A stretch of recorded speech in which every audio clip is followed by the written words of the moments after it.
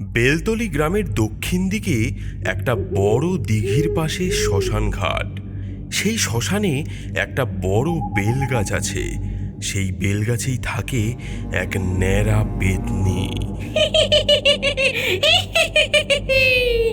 সে মানুষদেরকে ধরার জন্য তার জাদুর সাহায্যে বেলগাছে ফাঁদ পেতে রাখে। সে একটি সোনার বেল গাছের মধ্যে ঝুলিয়ে রাখে এবং যেই মানুষ সোনার বেলটি পাওয়ার লোভে গাছে ওঠে, ডাইনি তাদেরকে শিকার করে।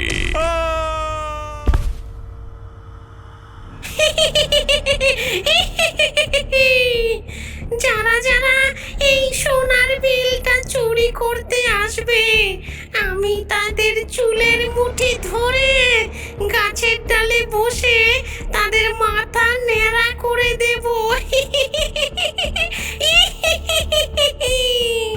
তারপর ওদের টুটি ছিঁড়ে রক্ত চুষে চুষে খাবো। আহা, খুব মজা হবে। আর খাওয়া হয়ে গেলে গাছের নিচে ছুঁড়ে ফেলে দেব।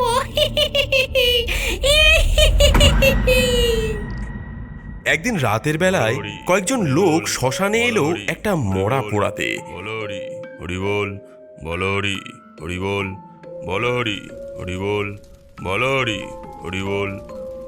কিন্তু বডিটা সম্পূর্ণ পোড়ার আগেই ঝড় বৃষ্টি শুরু হয়ে গেল। আরে আরে এই রে, ঝড় বৃষ্টি শুরু হয়ে গেল রে। আরে চল চল চল চল চল, পালাই সবাই, চল। সব লোকজনই বডিটা ফেলে পালালো। শুধু একজন বলল, উফ, কি ঝড় রে বাবা রে! এই ঝড়ের মধ্যে বাড়ি ফিরতে পারবো? তার উপর আবার মুষলধারে বৃষ্টি। একটু আশেপাশে কোথাও দাঁড়িয়ে যাই। হ্যাঁ, ওই তো বেলগাছ। ওই বেলগাছের তলায় দাঁড়িয়ে একটু অপেক্ষা করি। হ্যাঁ, বৃষ্টি কমলে বাড়ি যাওয়া যাবে খন। হ্যাঁ।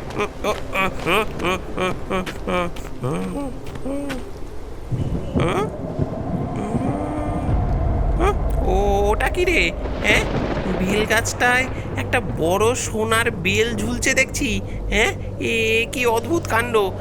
এত ছোট বড় বেলের মাঝে একটা বড় সোনার বেল, এরকম তো আগে কখনো দেখিনি।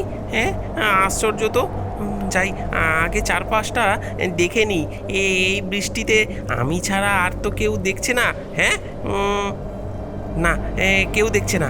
হ্যাঁ, যাই এবার গাছের উপর উঠে বেলটা পেরে আনি।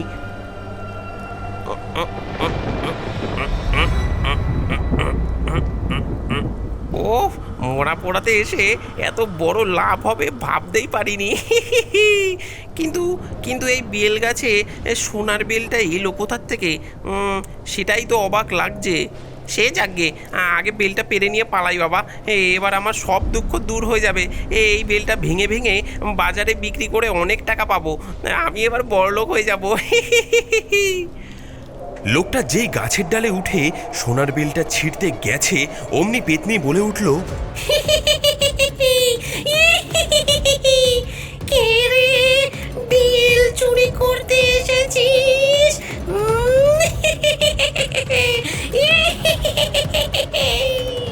হ্যাঁ, ওরে ওরে, এটা আবার কে রে? ভূত ভূত! না না না, আমি আর চুরি করবো না, আর আসবো না এখানে। আমায় দয়া করে ছেড়ে দাও, আমি আর আসবো না। ছেড়ে দেব? বললাম তো, আমি আর করবো না, এমন করবো না। কান মুলছি, দিব্যি করছি। ছেড়ে দাও পেতনি, ছেড়ে দাও আমায়।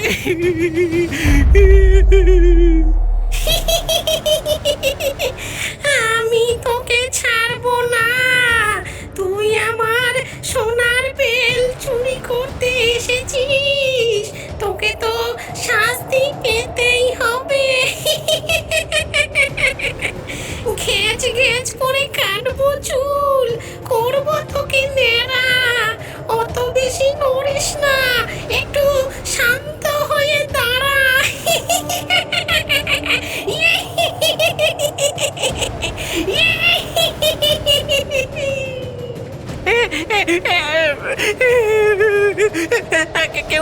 কেউ আমাকে বাঁচাও, কেউ বাঁচাও, বাঁচাও।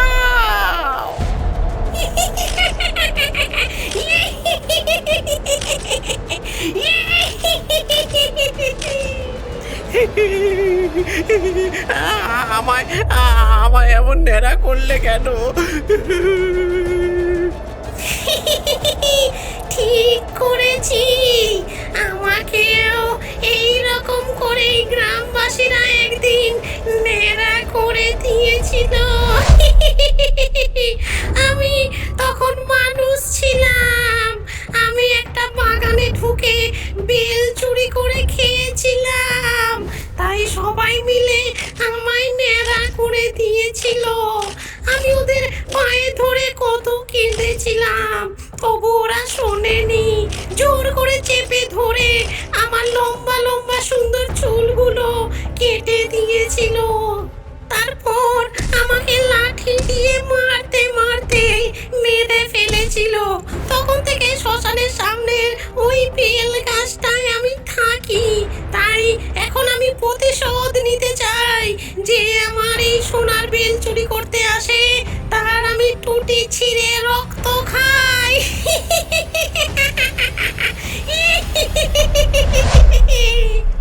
এই বলে পেতনি লোকটা টুটি ছিঁড়ে নিল, তারপর গাছ থেকে দুম করে নিচে ফেলে দিল।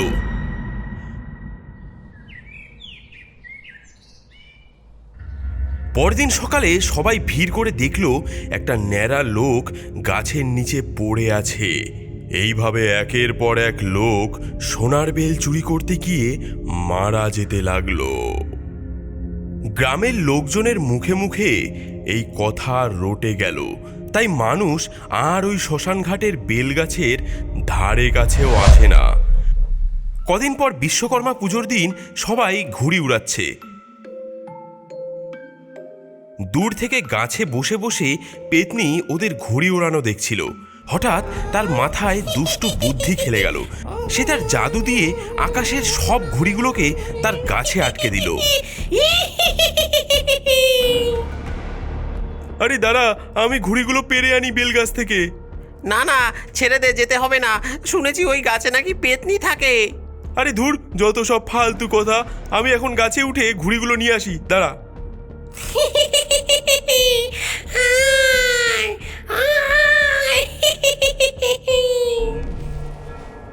লোকটা বেলগাছের কাছে এসে দেখল অনেকগুলো ঘুড়ি গাছে আটকে আছে এবং সঙ্গে একটা সোনার বেল গাছ থেকে ঝুলছে। লোকটা এই পাশ ওপাশ দেখে নিয়ে গাছে উঠে ঘুড়িগুলো পারল।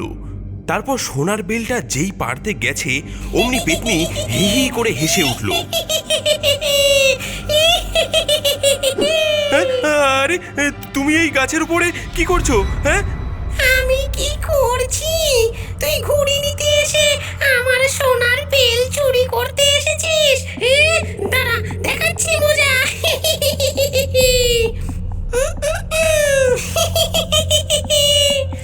তারপর লোকটার হাত থেকে ঘুড়িগুলো আবার উড়িয়ে দিল। তোর এত সাহস, আমার গাছের বেল চুরি করতে এসেছিস? আয় আয়, তোকে এবার নেড়া করে দি।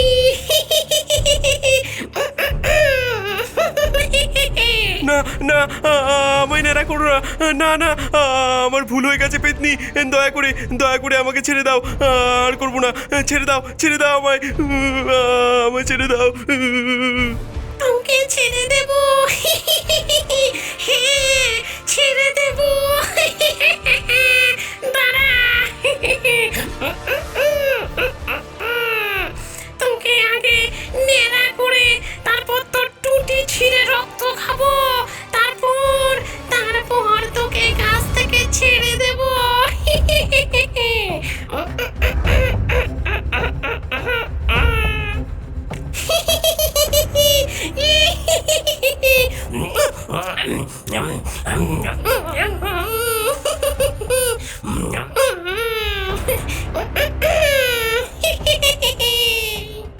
এদিকে ঘুড়ি পাড়তে আসা লোকটার ফিরতে দেরি হচ্ছে দেখে তার বন্ধুরা তাকে খুঁজতে আসলো এবং তারা এসে দেখল বেলগাছের নিচে তার মৃতদেহ পড়ে রয়েছে। এই দেখে সবাই দৌড়ে পালালো। একদিন দুপুরে ভোম্বল গোয়েন্দা গল্পের বই পড়ছিল। তখন ওর বন্ধু জগা আর রানী এসে বলল, ভম্বল চল, আমরা ওই শ্মশান ঘাটের বেল গাছটার কাছে যাই। ওখানে নাকি একটা সোনার বেল আছে, চল আমরা দেখে আসি।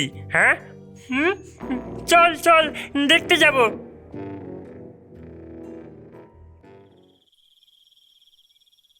তখন ওরা হাঁটতে হাঁটতে শ্মশানের ধারে ওই গাছের কাছে এলো। দূর থেকে পেতনি ভম্বল আর ওর বন্ধুদেরকে দেখতে পেল। তারপর ভাবলো, যাই ওদের সাথে একটু মজা করে আসি, আজ একটু অন্যরকম ভাবে শিকার ধরবো। তারপর পেতনি একটা লোকের রূপ ধরে গাছের একটু দূরে বসে থাকলো। হাঁটতে হাঁটতে তিনজন গাছের কাছে এলো। কই রে, কোথায় সোনার বেল? সবই তো একই রকম বেল দেখছি। ভম্বল আর ওর বন্ধুদের কথা শুনতে পেয়ে ওই লোকটা বলল, আরে ও খোকা, আরে ও খোকা খুকি, তোমরা এখানে কি করছো? এই জগা, এই লোকটাকে আমরা সোনার বেলের কথা বলবো না।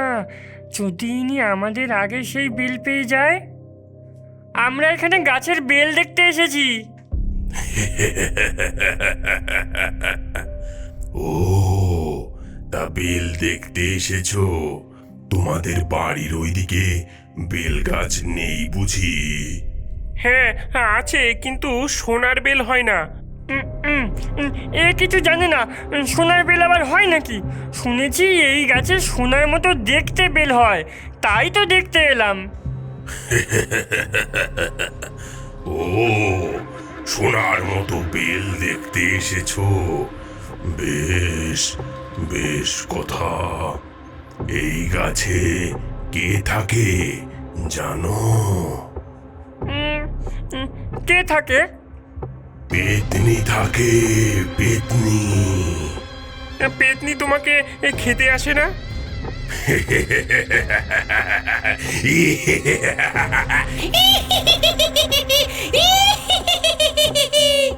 লোকটার এমন ভয়ঙ্কর হাসি শুনে ওরা তিনজনেই সেখান থেকে ভয়ে পালিয়ে যেতে লাগলো। তখন সেই পেতনি লোকটার খোলস ছেড়ে একটা বড় বেল হয়ে গেল এবং সেই বেলটা গড়াতে গড়াতে তিনজনের পেছনে যেতে লাগলো। ওদের ওভারটেক করার জন্য বেলটা মাঝে মাঝে উড়ে উড়ে যেতে লাগলো। তারপর ভম্বলদের থেকে এগিয়ে গেল। দেখ দেখ, ওই বেলটা কেমন গড়িয়ে গড়িয়ে যাচ্ছে, দেখ। ওই গাছটা থেকে ছিঁড়ে পড়ে গেছে বলে মনে হয়। তাড়াতাড়ি পালা। হ্যাঁ রে, ঠিক বলেছিস। কেমন কেমন ফুটবলের মতন সাইজ, তাই না? এই চল, এটাকে আমরা মাঠে নিয়ে গিয়ে খেলি। হ্যাঁ না না, ওটা ফাটিয়ে আমরা খাবো। চল। হ্যাঁ, আজ আমরা বেলের শরবত খাবো। কি মজা, কি মজা। কিংবা এটা দিয়ে আমরা ফুটবল খেলবো। এই বলে তারা এগিয়ে যায় বেলটা তুলবে বলে, কিন্তু তারা সেটি তুলতে পারে না। ওরে বাবা, খুব ভারী রে, তোলা যাচ্ছে না। জগারে, হেল্প কর। আরে পারছি না রে। এদিকে পেতনি তো বেলের ভেতরে বসে ভালোই মজা পায়।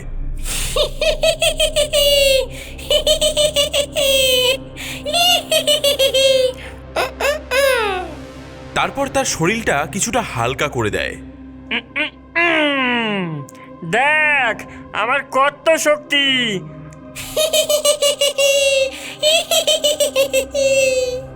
তারপর ভম্বল আর ওর বন্ধুরা বেলটাকে মাঠে এনে যেই খেলতে গেল, অমনি বেলটা হুশ করে একবার এদিক একবার ওদিকে উড়ে যেতে লাগলো। তিন বন্ধু তো অবাক হয়ে দেখতে লাগলো। বেলটা উড়তে উড়তে আবার সেই বেল গাছের কাছে চলে এলো। পেতনি ভম্বল ও তার বন্ধুদেরকে জাদুর মায়ার টানে সেই বেল গাছের কাছে নিয়ে আসলো। তখন সন্ধে হয়ে এসেছে। পেতনি মনে মনে ভাবলো, এইবার সোনার বেলটা ঝুলিয়ে দেই। ওরা যে এটা চুরি করতে আসবে, তখনই আমি ওদের টেনে তুলে গাছের ডালে বসিয়ে নেড়া করে দেব। তারপর টুটি ছিঁড়ে রক্ত চুষে খাবো। ঠিক সেই সময় কয়েকজন শ্মশানে মরা পোড়াতে এসেছিল। তাদের মধ্যে 2-3 জন ভোম্বলের বাবার বন্ধু। তারা ভোম্বলকে এই সন্ধেবেলায় শ্মশানে দেখে ধমক দিয়ে বললেন, এই তোরা সন্ধ্যাবেলা শ্মশানের সামনে কি করছিস? যা এখনই বাড়ি যা। ধমক শুনে ভোম্বল আর ওর বন্ধুদের সম্মতি ফিরল। তখন তারা দেখল সত্যি তো তারা এই সন্ধেবেলায় এই শ্মশানে চলে এসেছে। ওরে এই গাছে পেতনি থাকে তো, চল চল পালাই। 3 জন তখন খুব জোরে দৌড়াতে লাগলো। পেতনি তখন বলতে লাগলো, তোদের আমি পালাতে দেব না, তোরা আমার শিকার। ওরে ওরে দাঁড়া, তোদের রক্ত খাবো আমি। এই বলে পেতনি তার 3টে লম্বা লম্বা হাত বার করে 3জনাকে টেনে নিয়ে তার সেই বেল গাছের উপরে তুলে নিল।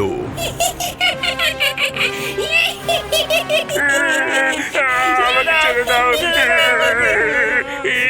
কোথায় চলে আসলাম? ছেড়ে দাও।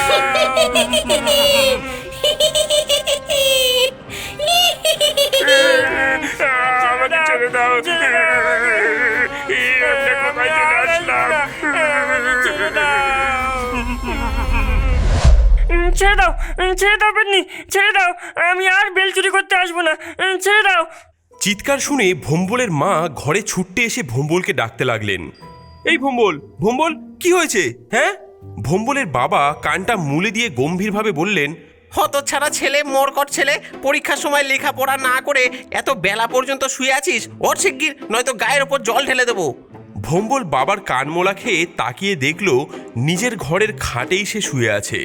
হাঁফ ছেড়ে বাঁচল সে এবং মনে মনে বলল, উফ, যাক বাবা, ওটা স্বপ্ন ছিল।